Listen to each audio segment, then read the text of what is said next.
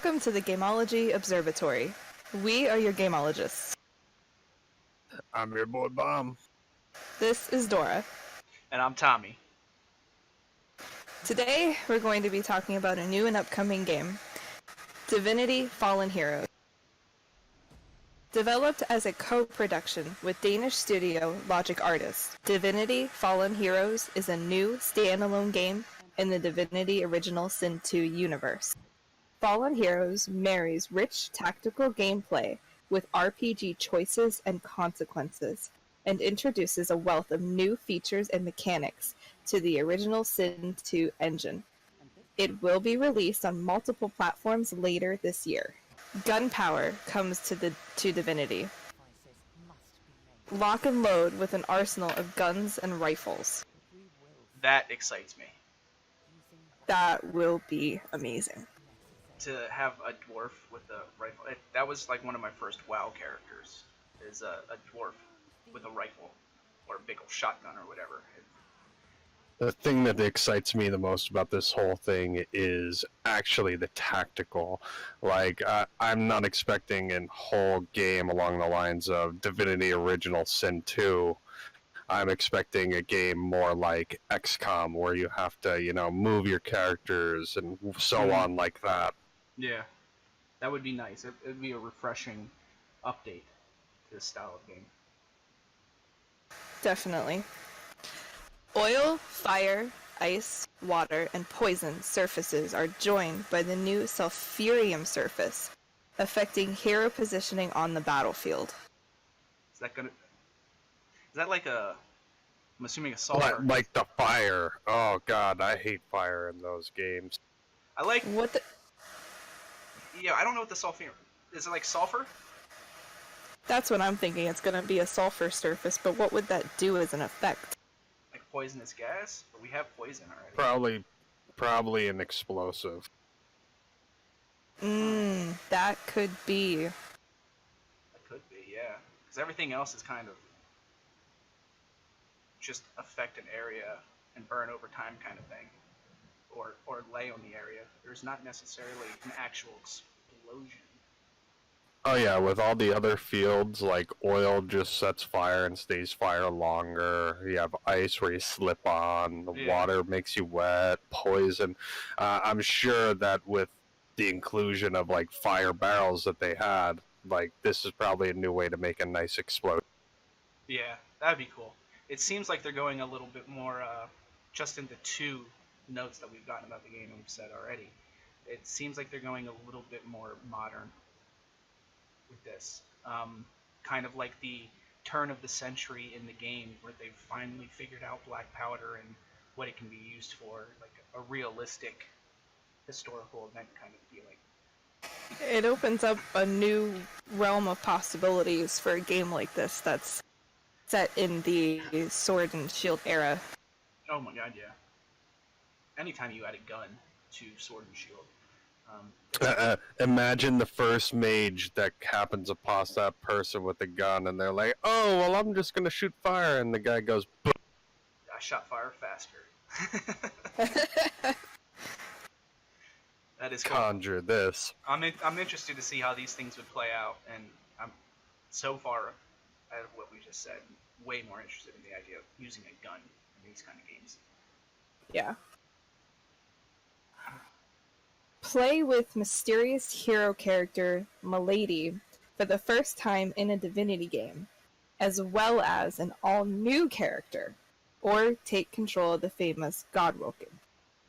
Is this kind of like a tease to us, in a sense? I know Milady, there's a new character. Are they saying this like an all-new character? Like a character that they're not naming yet, but there is another one coming out? That's how I'm taking it. That's how I'm taking it. It kind of seems like, oh, you can make an all-new character. It seems like you kind of like amping the excitement of something we already know a little too much. So I feel like there's another character that's going to come out in Milady. I don't know. That's how I feel. This kind of goes along with what Bomb was saying here. Select from 30 plus different unit types to create the perfect squad and equip them with over 200 skills. That's intense.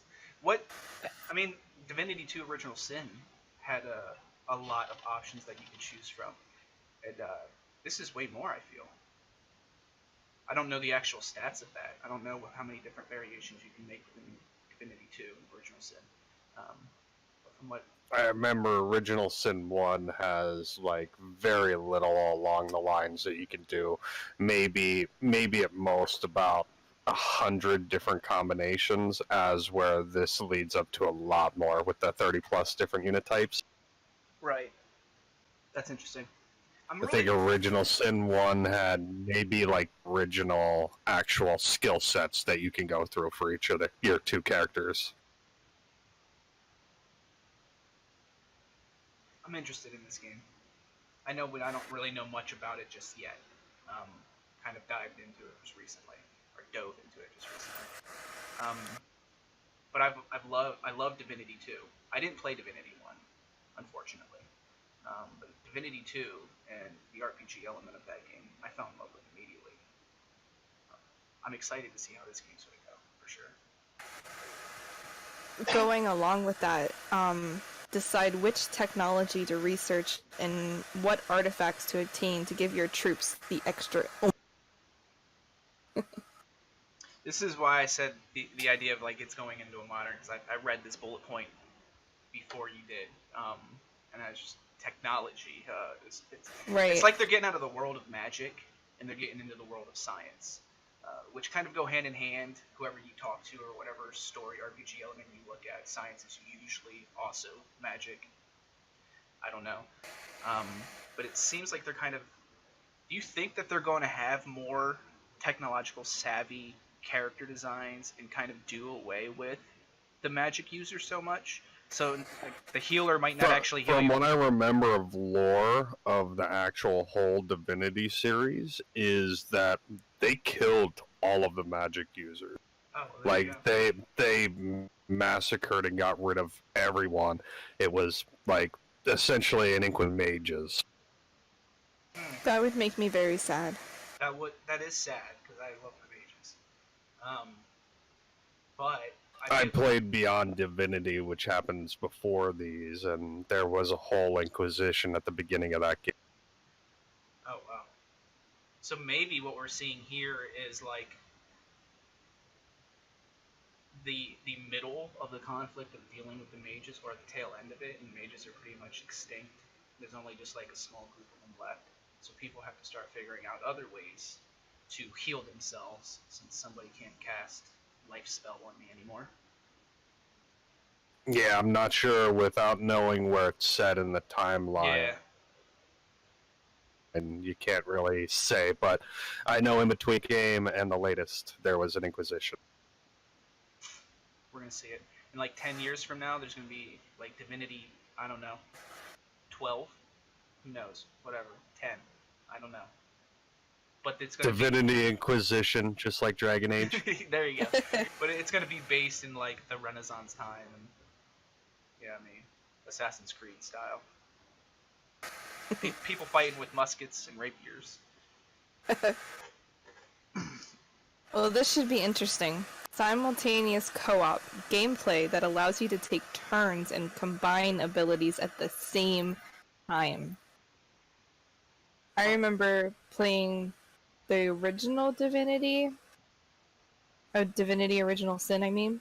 Yeah, and you take turns. You take turns, not combining your efforts. Yeah. That would be pretty cool. What if you can combine guns with magic? I mean, that would be sick. Yeah. Ideally, that is the reason they made this game. To be able to shoot a frost bolt out of a revolver. That would be amazing. I mean, that's the only reason I'm going to play the game. If I can't do it, I'm writing a letter. But that's besides the point. This is an interesting idea that they've added to the game. Because I've always wanted something like that in Divinity 2. I felt like the combat, even though it was fun, it could get pretty slow at times, especially when you're against like 10 enemies and you got to wait all of that time. Now, I'm sure it'll still be long to go through the enemies, but you can kind of plan your attacks better, and it'll probably be more effective to be able to do stuff like that. I would assume. Well, I'm sure it is. But it'll be making playing with friends a lot more entertaining too, and a lot more exciting. No, What, Robot? what are you doing? Don't go over there. Yeah. Next, we have unlock devastating source powers for your flying battleship, the Lady Vengeance, that will turn the tide of battle. What? A What? flying battleship. To fight the dragons. See, I didn't read far enough down. The Lady Vengeance. No, I like that word. the next game is going to be steampunk based. Feel it. That's cool. They're going kind of the same route Final Fantasy did. You know what I mean? Very fantasy and magic oriented at first, and then all of a sudden technology and industry come into the world, and you got these big flying boats now instead of going through the ocean. Unfortunately, magic still exists in Final Fantasy. It looks like it's dying here in Divinity. That's right. We went from floating, ships, like actual sailing ships, to flying cars. Wonderful. I loved Final Fantasy for that. They gotta stay ahead of the curve. And it looks like now when you recruit unique veteran troops, so now there's the opportunity to lose people for good. Recruit unique veteran troops, but be careful. If you lose them in battle, they're gone for good.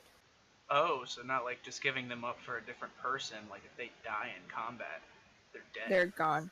Yeah. Very Final Fantasy tactics wise. I remember recruiting special characters, and when they die, they die. Yeah, I forgot about that. That is true. Ooh, that adds a level of difficulty. What if you have like a character that's just supposed to be a giant meat wall, but you can't even put him out there because you're afraid he's gonna die? Oh. Gotta take the risk. Yeah, you gotta. At some point. You gotta, I guess. They should call him Meat Mountain, and he should be in everyone's team. Yes. I'm sure there might even be repercussions and rewards for certain veteran troops dying in your care. That would be interesting. Say so-and-so dies and his son That would be. wants to kill you now. And I think Divinity is the kind of game that would be good to include something like that. Oh, yeah. Since it is so story-driven and decision and consequences. That's why I love it. I mean, I'm a big D&D Yeah. fan, and this is the closest thing I can get to D&D in the virtual world. In Original Sin 1, me and Dora ended up getting this wrong lady in jail, and then we found out, oh, it's this other person. Oh shit, we should probably go after them. Whoops, I'm sorry, lady. After we robbed her house. Oh, yeah, you Oh, have yeah. to rob. We stole everything. Yes. What, did we even take her underwear or something? Oh yeah, we took the soiled underwear too. Have to. She don't need them anymore. Alright, finally, optional objectives and challenges will push your tactical acumen to its limit. And, actually that's it. And there we go. It's the first episode, guys. Shut up. From what I've been seeing in other places, I hear that this game is launching later on this year, more towards, a fall release. Oh, that would be nice to not have to wait until, December. Yeah, that would be. Right around Halloween time. Ooh, this would be a great Halloween launch. There you go, that would be. Right? It's kind of got like a whole, in the sense of the trailer that we've seen so far, very dead feeling. I think we're onto something that the mages are all going to die. We're going to have a Divinity one of these days with no mages at all. I'm telling you, it's going to happen. Oh yeah, it's happened, but we went back to original. We wanted that good story again, and Suddenly, all of the healers are now doctors and nurses. MASH. That's Divinity MASH. Oh no. Alright, what do we got next? Next, we're going to talk about a game that came out on February 14th, Degrees of Separation. Indie publisher Modest Games and developed by Moondrop offers a touching, narrative-driven experience in the form of a 2D puzzle platformer. It tells the story of two protagonists, so no antagonists really in sight, with opposing forces of nature. Degrees of Separation explores the budding relationship of Amber and Ryan, turning their powers over heat and cold into the core gameplay mechanics. Each world, as you can see in the trailer, Ember is from a world of warmth and heat, Ryan is from ice and cold. So each world forces players to approach puzzles with a new mindset, depending on Ember and Ryan's emotional closeness or even lack thereof. And as you saw, there is the explosion. There is a point where during this level, when they get close, they just explode away from each other. Your love is forbidden. I do like this whole concept that we're getting now for platformers. It's like the platformer has seemed to die out if you don't have something to kill. I'm actually kind of enjoying seeing these almost pacifist type things where you don't die, nothing bad happens, but there's still a story to tell and, puzzles to solve. Yeah, I agree with you. It's refreshing. These types of games are definitely refreshing from the hack and slash, blood and gore, kill everything in sight kind of games. It allows you to calm down, especially with the puzzle elements that are still in it. You're still using your brain. It's still very challenging. Still Right. very challenging. You have dual protagonists. There's a complex story. Written by acclaimed video game writer Chris Avellone. It's a 2D adventure platforming with beautifully crafted 2D worlds, deeply immersive art style, based on the aspects of the contrasting temperature. And the puzzles are environmental. You navigate distinct worlds and solve complex puzzles to organically alter situations and surroundings. From having played it to develop on that, Ember can use fissures that shoot her in the direction the fissure is going. Sometimes it's a bad thing, so you need to have Rhyme in a certain spot to turn that fissure off to reach the goal, to solve the puzzle. On the flip side of that, water. Just something as simple as water. Ember, when you are playing as Ember and she's near water, it's liquid, you can swim through it. Rhyme, on the other hand, can't. It becomes a solid block of ice. So sometimes that's as much of an obstacle as it is a benefit, a way to get to the next point. That's hilarious. The puzzles are astounding. I will say there are a lot of challenging puzzles in that game. I played it with Dora on our Switch, and oh my god, it was not confusing, but you got angry at it. It's like, I need to get you. Why can't I figure you out? Yeah. And then you realize you're doing it the whole wrong way. She should be over here, and I should be over there. I think that's the biggest success with these kind of games, even though there's not a lot of action in them, is it's bringing couch co-op back. Definitely. That's definitely disappeared. What was the last big hit that we had that was kind of like a platformer? Cupman or whatever the heck the name of it is? Cupman. Teacup Man, whatever the hell his name is. Cuphead. Cuphead, And there you go. not many people actually played that together. They ended up playing it online together. You know what I mean? Right. We have a whole culture of people that aren't sitting down to play games together. Yep. And I think that separation is why video games are kind of changing the way they are. So it's nice to see that the smaller companies are also probably noticing this as well and trying to get the fun back in gaming with the other people. I couldn't play it, but that's good on them. As soon as Halo cut couch co-op and split screen, it all died. Yeah, that's my jam right there. I'm saying if Halo comes out and it doesn't have the same like split screen options and co-op capabilities that the original did, I'm gonna be disappointed. It didn't in 5. I was really sad with 5 that me and Dora couldn't experience the story together. We had to buy a second console, and I'm like, that's not happening. Yeah. Oh, it was awful. However, this game was heavily advertised as a cooperative game, but I was actually concerned about playing it by myself. I was concerned that playing it alone while trying to control 2 characters at once would be extremely difficult. It was actually done very well and was very simple to control both of them and get them to do what you wanted them to do. Sometimes making both of them move at the same time because there is a follow option. So they did that very well for anyone who either chose not to or didn't have someone else to play with. The levels are non-linear, so if you're concerned about that you have to follow a certain path, you can go to the end and go back and do whatever you want. So it is Oh, go ahead. So it is very much like a puzzle piece. Like, you could pick up the wrong part of what you need to do right from the get-go, and it's just going to mess everything up the entire process through. So it's like, oh, I better follow the string back to the start all over. I like that kind of puzzle. How so? What do you mean? Like, you can't really fail at them.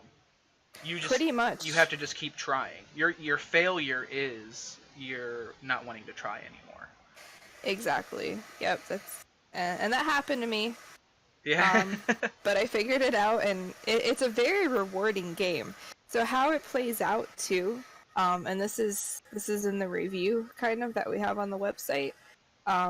The narrator will only continue the story as you reach a certain part. However, if you do it out of order, the narration isn't really in a way that it feels like you've gone out of order.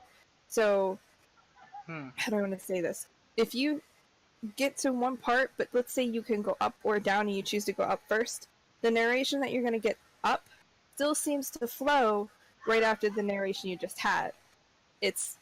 I loved it. It's a very good game. So it's kind of the narration felt like the Hitchhiker's Guide to the Galaxy, actually, of how they talked, like explaining everything, that this is Ember and she is here in this place, but things are getting bad for her. I don't know. Now I'm gonna just be a little. I'm gonna bring the gruffness to this game. Not that I'm reviewing it by any means, because I've never played it. I guess I'm just stuck in that violent aspect or action-packed game. I don't find this game exciting enough for me to want to play it. Visually, looking at it right off the get-go. What is, like, for a person that is looking at this game, myself, and I'm just like, never going to play it, in like one sentence, and Dora, I know you're going to be able to probably convince me. Like, what would you be able to say about this game, knowing I'm an action-packed kind of video gamer? First-person shooters, battlefields, MMoRPGs. What would inspire me to want to actually play a game like this? It's tough when you put me on the spot, Tommy. Well, you have time. The power of editing. There you go. Let me think on it. It is, actually, one of my favorite parts of it was the platforming. Because of the way the characters are made, the style of their jump is very graceful. Not that that's going to convince somebody who likes action to play. But there's a lot of platforming. It's not just all puzzle solving. Some of it is you got to make this jump just at the right time to land in just the right spot and hit this draft at just the right time, and there's a lot of timing involved as well. For me, it was the puzzles as well too. Some of them were very challenging, but it forced you to sit there and look at the screen and, I'm overthinking this, let me take a step back, look at this again, and there's always a simple solution. It was very rewarding. So when you're thinking about action-packed and you're like trying to run up and punch the next guy in the face, and that's your reward in this one is overcoming that obstacle finally because you did it. I can see that. You've got me to like 65%. Okay. Kudos. Thanks. I think a game like this would be good. And this is just listening to you describe the game, because again, I've never played it. Well, go read the review. Well, I've read the review as well, but again, I've just never actually looked into the game. It's not my cup of tea, I guess you could say. Yeah. For me, it was actually the story that made me want to go further about, like Rhyme's realm is melting and Ember's realm is, getting colder. Like, it's a whole switch, and it's like, why is this going on? Like, her flame that heats her whole land is like nothing but a matchstick now. And Rhyme's land is like melting everywhere. He's the only one with his power left. It made me want to investigate, why is this going on? Okay. All right, cool. And you're kind of in like the same area as I am, Bomb. Like, you kind of... trust me. There are many times it's like, oh my god, can I jump off this and kill someone? And no, nobody died. It's like you want. I will figure out a way to kill myself. It doesn't matter how far you fall. It does not matter how far you fall. And that is a great way for games to be going. Just as for a casual gamer like myself, just to sit down and play a game and have fun. Yeah. There's no threat. There's no danger. It's just I'm sitting here. I'm playing a game. I'm relaxing. I'm unwinding. It's a change. It's very nice. And that's the point of it all, really. So, who cares if I don't? Who cares if I don't like the game? I'm stupid. We're all expecting Dark Souls out of it. You walk around a corner and your head's coming. Which leads us into a new game coming out in June on Nintendo Switch and PC by Lightning Rod Games called A Fold Apart. It uses a unique paper folding game mechanic to guide the two characters together.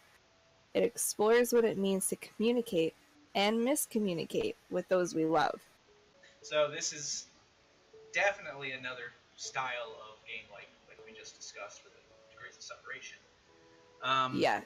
Let me get closer to my microphone because I'm starting to get a little lazy and I was leaning back and I could tell that you couldn't really hear me. You know what I like about this game? And I don't care anything about the story. I don't care anything at all. I like that the guy looks like the grandpa from Up. I noticed that as well. He looks exactly like him. Yep. Like, I was like, I'm in. I mean, the trailer itself doesn't necessarily really give you complete gameplay or anything. It's just kind of like, here. But is it going to be a platformer? That's what I'm wondering. I don't. Right. I don't think it's going to be a platformer, but the trailer gives you enough of a story to understand that something happened to these two. Oh, I'm hooked. I'm a sucker for love. And this, right. You can tell that this game is about nothing other than these two falling in love and the conquest it takes to stay in love or whatever. Right. You're going to grow old with this lady, and then it's going to start the movie Up. Oh, no. I almost feel like it's going to be one of those sort of like point and clicks, okay?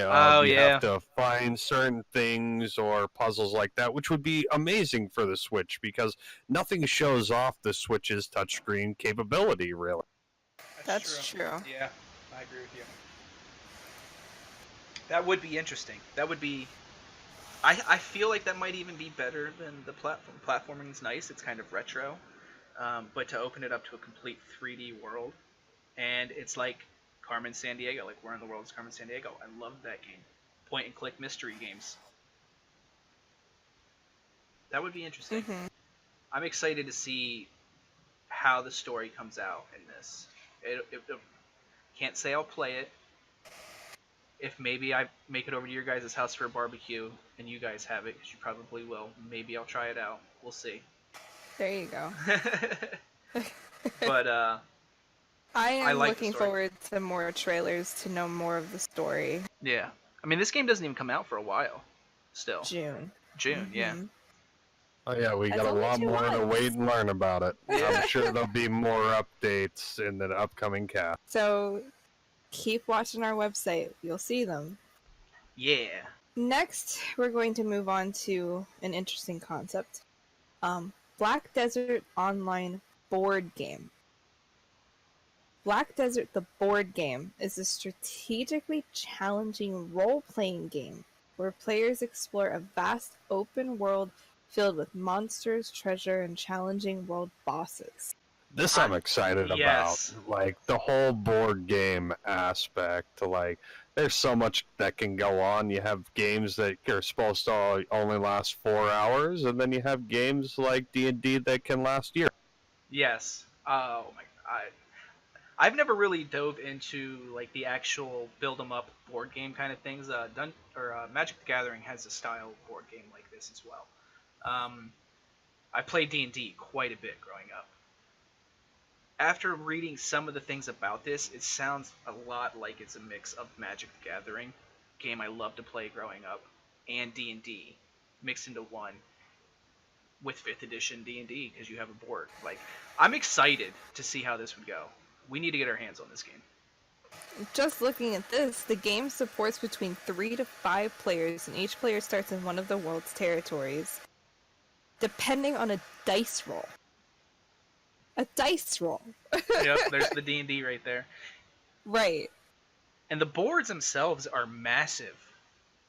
Is that the 44.5 inches by 66 inches? Yeah, Wow. right? You need a. That is I don't a even big have. board. I don't have a table big enough for that board.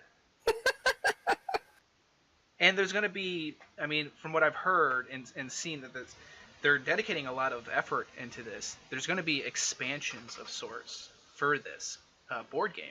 So they're going to come out with add-ons to your map. I saw that. I can't figure out how they would do that. So, like the MMoRpg, Pearl Abyss plans to fully support the board game with a weekly update schedule and larger content drops such as new expansions, bosses, game modes, and classes. Maintenance times will coincide with the online version of Black Desert. That's just phenomenal. Right? So what I've heard about this game is that it coincides directly with Black Desert Online, what's going on in the universe at that point, which is probably what they're going to be telling you about is, oh, you think you control this area now? No. These people do. Yeah. That's cool, though. It's like they're adding a DM that's not always there. He just pops. That is a good way to describe Yeah, like you guys, you go on your adventure. it. What I the hell? definitely agree. You don't need a dungeon master to go through woods and hack and slash your way through it. And then all of a sudden he shows up and he's like, nope, this territory is taken over by these people now. Deal with it, suckers. And like now you're wanted bandits or something. You like it just changes the story, flips it on its head instantly. I absolutely agree. Let's go over the core game content. Yeah. 3 boss models, 9 mini boss models, 17 character class cards, 7 double-sided game tiles, 2 double-sided mini boss/boss tiles, 4 player character boards, 3 boss tiles for tracking damage, 60 item cards, 40 treasure cards, 26 boss AI cards, 36 encounter/event cards, 15 colored dice. That's a lot of Do stuff. we know how much this is going to be when it comes out? Does this thing plug into my computer or something? Like boss AI cards, everything like that? I'm expecting to plug it into my computer and like the cards just move themselves. I mean, that would be legit. There's a lot. I haven't seen a price tag for this thing though. I haven't looked too hard. I'm expecting it's going to be pretty expensive. I did see that there is some kind of giveaway option or something that they're doing. So you receive. Those who are able to complete okay. the retro challenge will be rewarded with a special code that will be displayed on the splash screen of Black There you Desert go. Classic after completion. The first 100 players who redeem the code from their account page will receive the board game for free, including a limited edition Black Spirit token. Boom. You're Oh, welcome.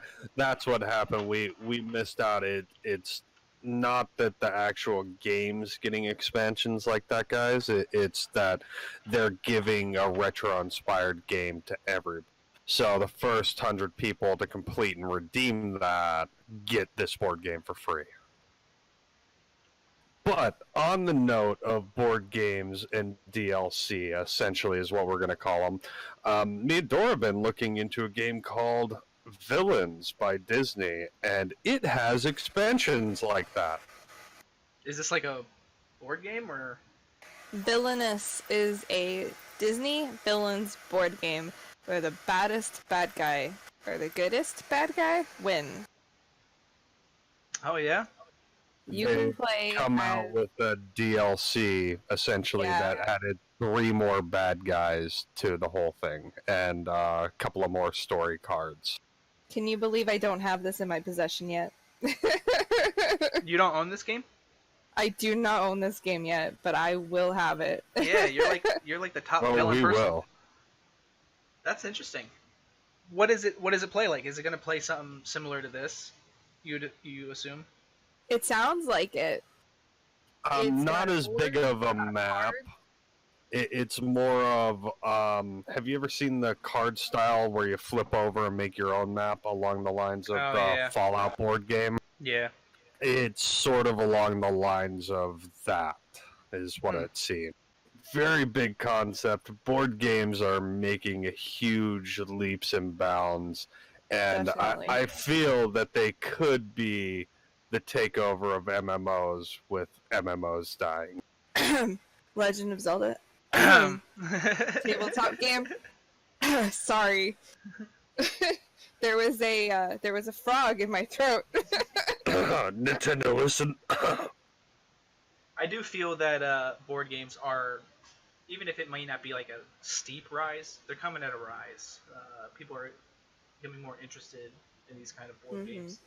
And unfortunately, you're not wrong on the other part too, Bob, that MMOs seem to be kind of dying at this point. So I'm wondering, I don't know, like why do you guys think that would be? Why are basically the same thing, just one in a virtual world and one in a physical world? I think the best way to answer why MMORPGs are dying is to look at the evolution of Star Wars: The Old Republic. When that game started, it was amazing. I love that game. We started... I think we started before the game was even in full release. Yeah, we were in the beta. We played together from level 0 to level whatever the highest was at the time. And it was fun. But then every update they did, they killed the fun. Yeah. And a lot of it is people. PvP and PvE. In that game, you can kill somebody too easy with the skill meant for a PvE fight? Let's nerf it. That's always the answer. Yes. And a lot of it is people. You can still find some good MMORPG games with good people. Like, I would say Guild Wars. Guild Wars 2 is probably one of them. Where it's mostly completely free. You don't need to pay to be able to advance. And there's still good people on there. Yeah. However, you go back to Star Wars, you go to WoW, they have toxicity. Yeah, they don't really like new people. I've noticed that in WoW. Right. I always go back to play WoW whenever a new expansion comes out. If I go back, and sometimes I have people that I can go back with, but other times, for this expansion, for example, nobody that I knew was really playing. So like, you kind of have to just randomly talk to other people or play the game in a solo mode, and that's a big turnoff for me. I play an MMO, I'm going to say RPG, but every time after this, I'm only saying MMO. Got it. Because that's the true MMO reason. Mm-hmm. The reason I played MMOs was the social interaction. I could, if I wanted to, RP in some varying way. Now it's easier over text. Once the whole Discord and everything got implemented, my willingness to want to RP kind of stopped. Because I don't like being that way around people I don't really know. But if I'm texting it, you don't know me. Who cares? I don't know. I agree with you completely. But like now, you go and talk to somebody if you don't really know how to run the dungeon on the easiest mode, and you maybe die one time and somebody has to respond. Like you get tongue lashed. They're not fun to play anymore. You really do. For the average player, or I don't know if I want to say the average player, but the not so hardcore player, the casual, the filthy casual. That's what they call us. But I don't know. Yeah. DPS, don't run into fire. You don't even have any add-ons. Stupid. I don't know. They're very much still enjoyable games in my mind, but like you said, the community kills the games themselves.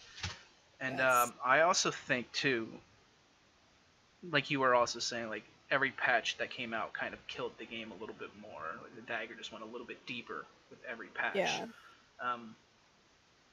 I feel like the biggest problem that MMO developers have is that they actually listen to their fan base. Like they shouldn't listen to us.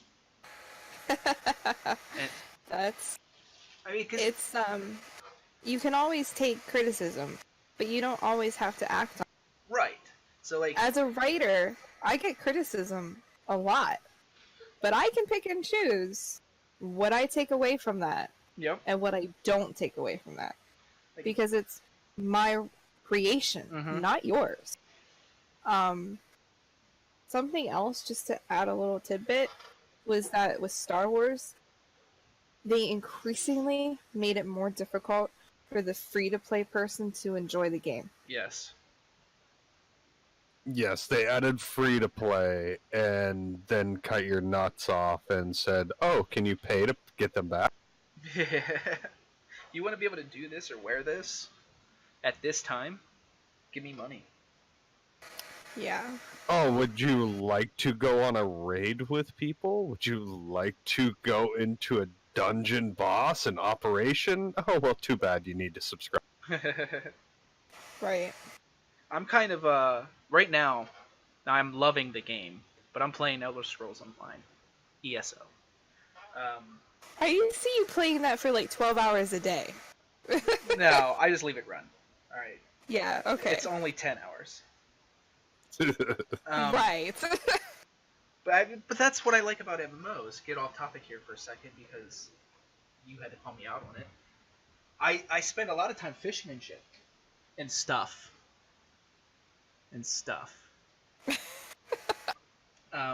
So like, I don't know. MMOs have always been those kind of games that I can play parallel to, or not parallel, is it?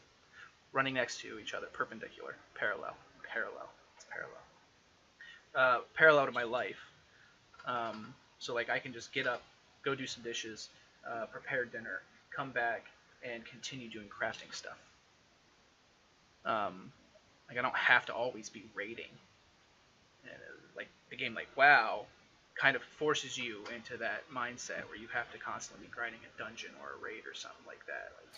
Like, I don't like that. The ESO, I think that's why I'm gravitating toward this game, allows you the freedom. We've all played Skyrim. We understand how. Well, I don't know if you guys have, but a lot of people have, and just the feeling of the vast wilderness, the open-endedness that you have in that game is very much transferred in the online version. But it does have the same policy of you can have all of this for free. You paid for our game. You can have all of this for free. But wouldn't you like to have a lot more bank slots wouldn't you like to have a lot more inventory slots? How about we take all of your crafting materials that are going to fill up your bags in 2 levels and put them in their own bag, and they never affect your inventory again? $15 a month, bro. Like, Ouch. yeah. So like, you still have incentives to pay for it. It's not at all, in my mind, a pay to win aspect of the game, but it's things like that. Hey, I like subscribing to games that I like to play. Yeah. Like, I won't ever have a problem subscribing to an MMO. But if you're not going to give anything at all, like, I just feel bad for free-to-play players. When you go to that, it's like, oh my god, I can't afford the $15 this month. And it's like, well, I might as well not even play this game because I can't do anything now. Right. Which that was my thing with ESO. Like, I'm sure it's amazing now. When I first played it, when it first launched, there was not really a lot to it. It was really easy to get to the end, and you move on to the next game. Oh yeah, I mean it's still very much like that. If I wanted to, I could breeze right to max level and then start grinding on like my prestige levels if I wanted to, or whatever they call it. But I like to get lost in the wilderness, so it takes me a lot longer to level than it should. But I'm experiencing the world, and they've added a lot more to the world than what it was at the beginning. I think they're on their 5th expansion. I don't know for sure. Yeah, I think something like that. And this newest one coming out is introducing dragons into the world. Ooh, we're gonna get Dragonborn. Actually, no, they're bringing out a new Necromancer class. I'm just waiting for the newest Elder Scroll game to come. Eventually, we'll get it, whatever it's. It's gonna come out in VR. You're gonna have to buy a whole new VR setup. Oh, of course I will. No, I have the PS4. It'll work fine. But I think I know what's actually killing the whole MMO.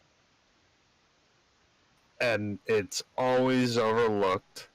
But I want to say it's games like Fortnite and Realm Royale, the BR style games that are essentially free to play, free to download.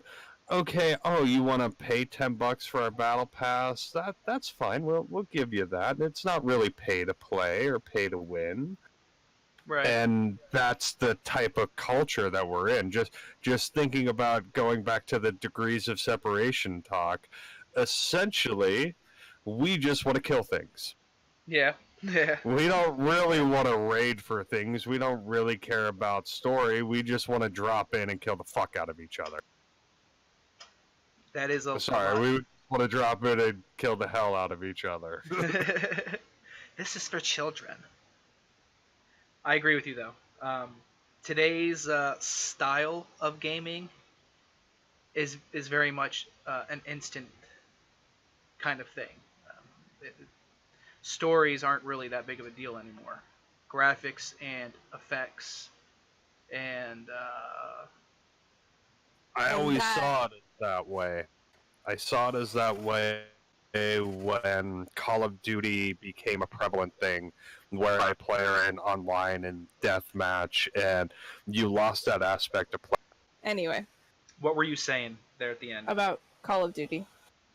Essentially, Call of Duty has come out. Since it's come out and everything was all multiplayer, everything has gone more to a PvP deathmatch. Even in MMOs, it's more and more prevalent. And those style of players have taken over and taken market, and freaking they're just going to play them and forget about your MMO. Yeah. I mean, these kind of games have always been around. These first, like, GoldenEye 007, for example. They've been there. They've primarily been a console thing. Then they made the jump to PCs, even during, Xbox 360? No, even before that, on the first Xbox, Halo. They really grew in popularity. It kind of does shift. That popularity, really comes through a lot. Oh my god, yeah. They're completely different. So it's almost like, you think that MMOs are just striving to do better than other MMOs. It's got to be bigger than that, and more obviously it is. But like, how could WoW, for example, hold up against a game like Black Ops? I don't know. I'm just using that as a current first-person shooter. Obviously, WoW makes more money, but these kind of games are more popular. They get more consistent players. Even if you look at streaming, Black Ops is probably watched more than. Oh my god, yeah. WoW doesn't have that great of a following on Twitch, depending on who the streamer is that's on at the time. But Right. it's always Fortnite, Apex, Black Ops, weirdly League of Legends, but we don't need to go there. But it's usually a shooter. I like both. I guess it's more of MMoRpg about, and the PvP was always afterthought. Once PvP became a forethought, they kind of stopped thinking about story. So your MMO either dies from lack of story, or you have too much PvP or not enough, and they go to another game.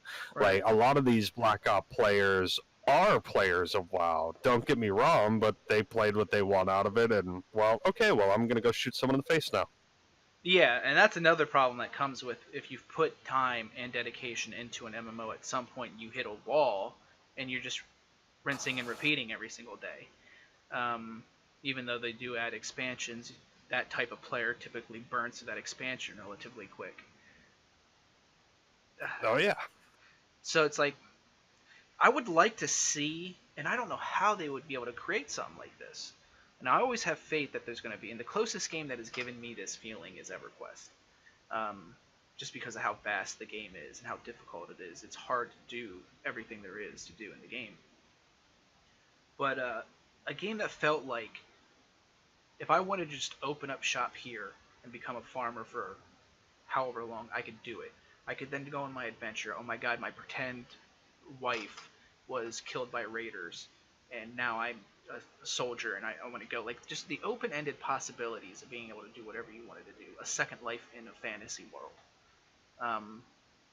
Now, obviously, that's an extreme. Well, there were a lot of promises of those games. They just never came out yet. Right. They try their best to be open-ended, for sure. And the big ones, the ones that are actually popular and doing well, even if you look past all of the business bullcrap that goes into making games and keeping them running, you can see that they at least started well with a good story, a good foundation. The elements of a MMO fantasy world, the idea that you can go wherever you want to go is there. But that's not really... there is a cap. There is an end.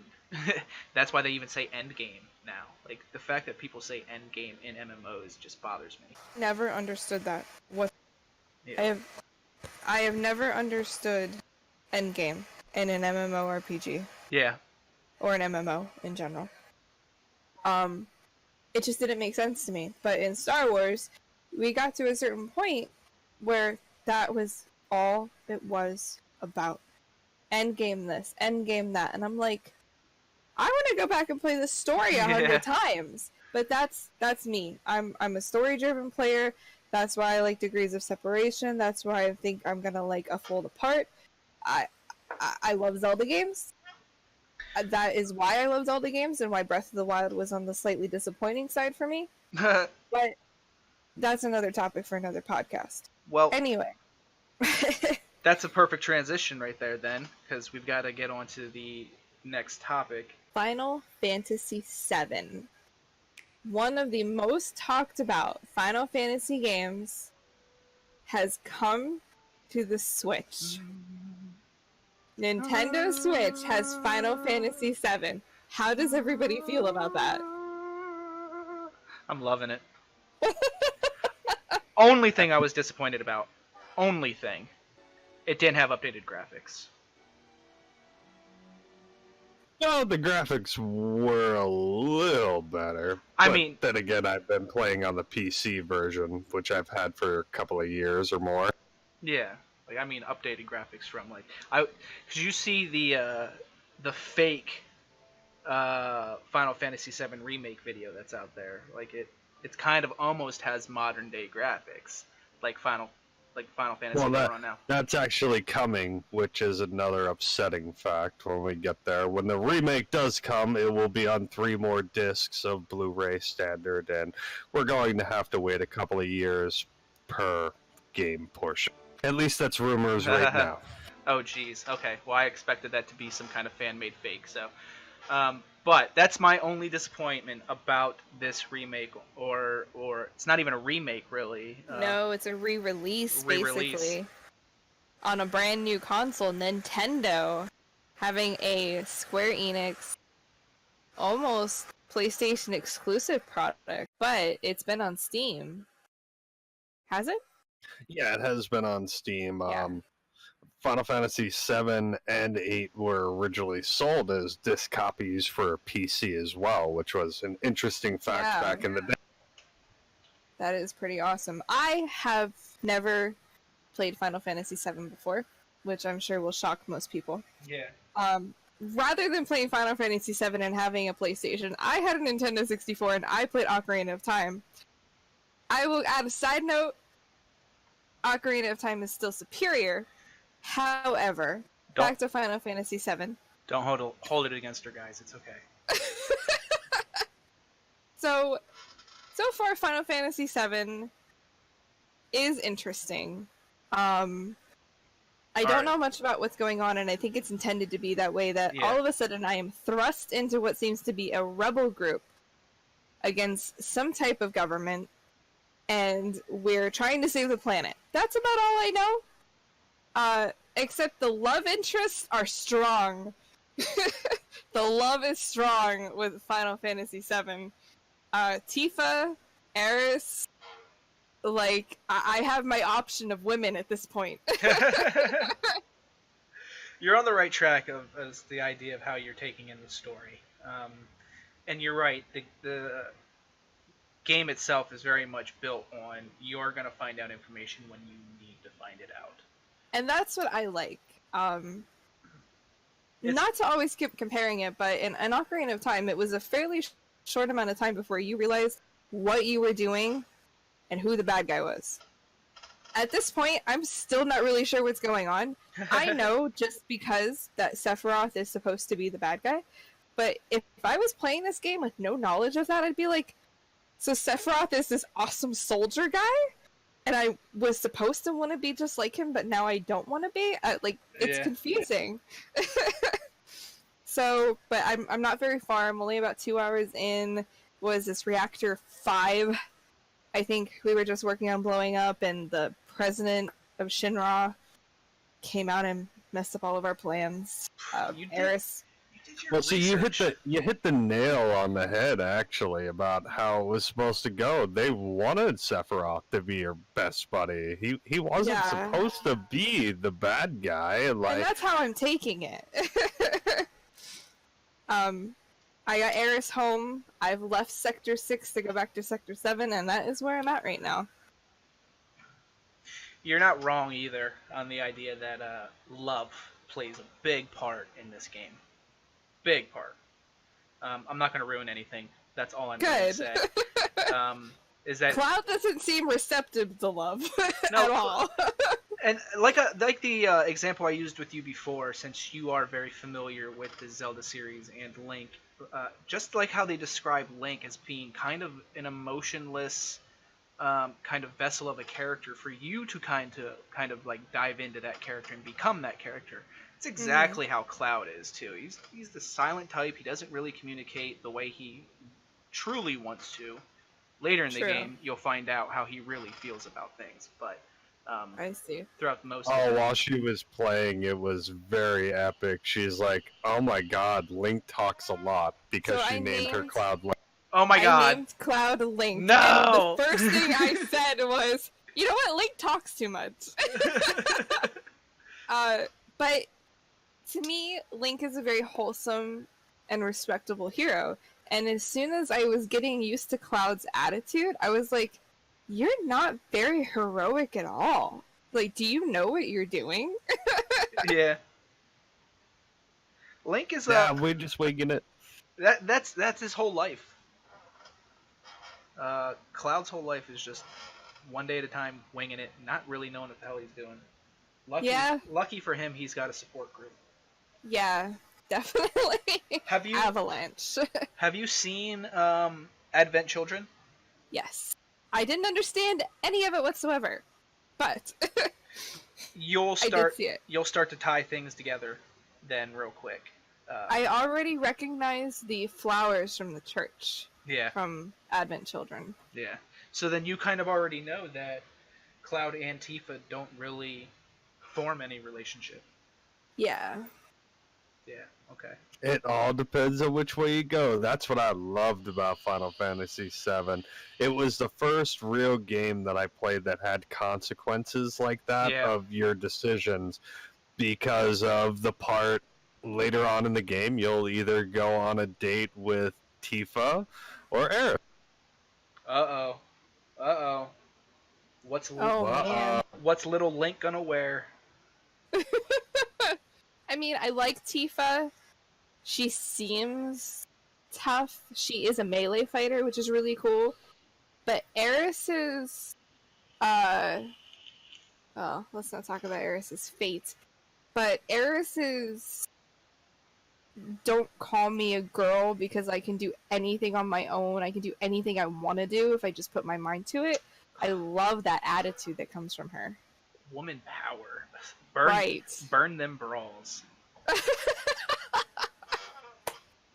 I think that's kind of the between both of them. Actually, it's the combination of the two.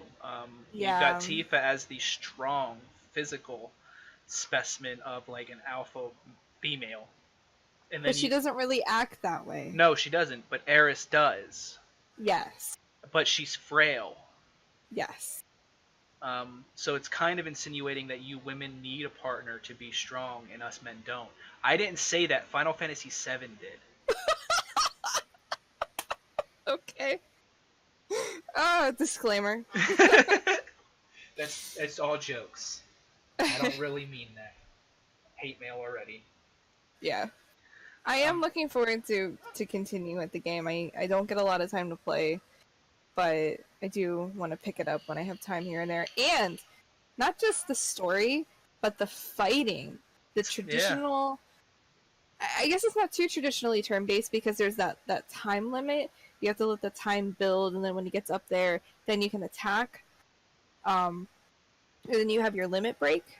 And then Matera. That's pretty cool.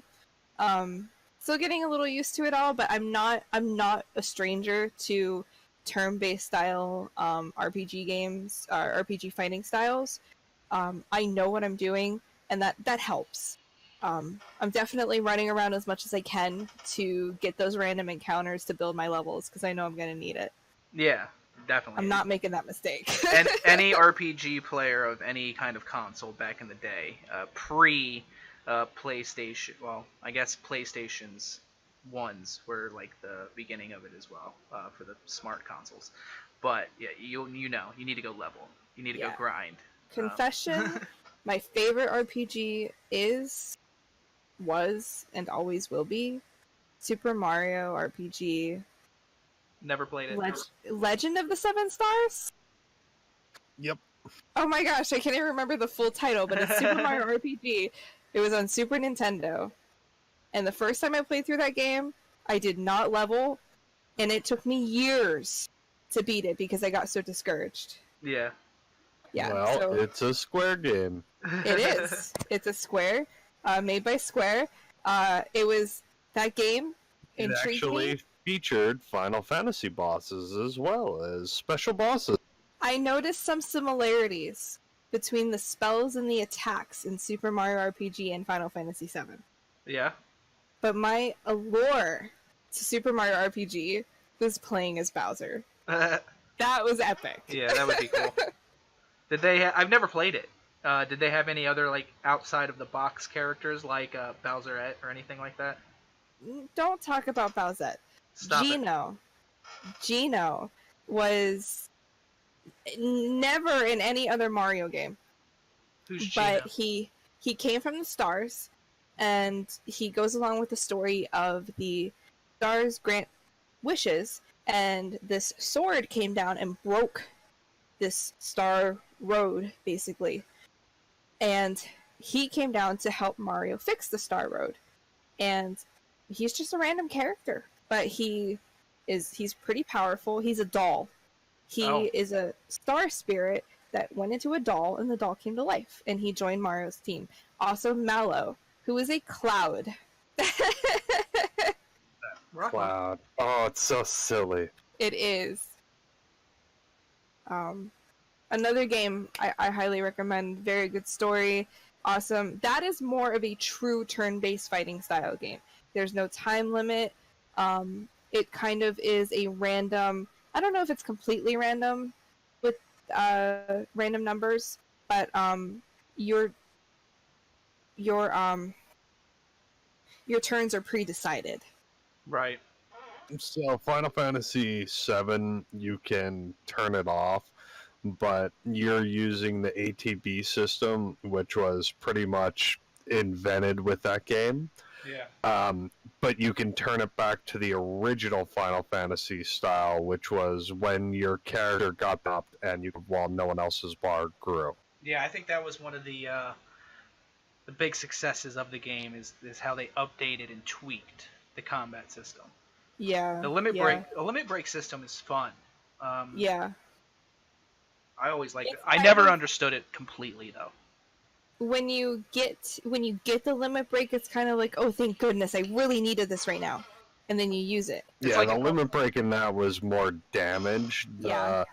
The limit break in 8 was a lot weirder of how to actually set it up or how to get hit right or any of that. yeah. They tweaked too much, but if anything was taken away, it was the ATB time instead of the actual stand all these had. Plus videos. Who couldn't remember videos back in the day? There were no real videos in games. Right.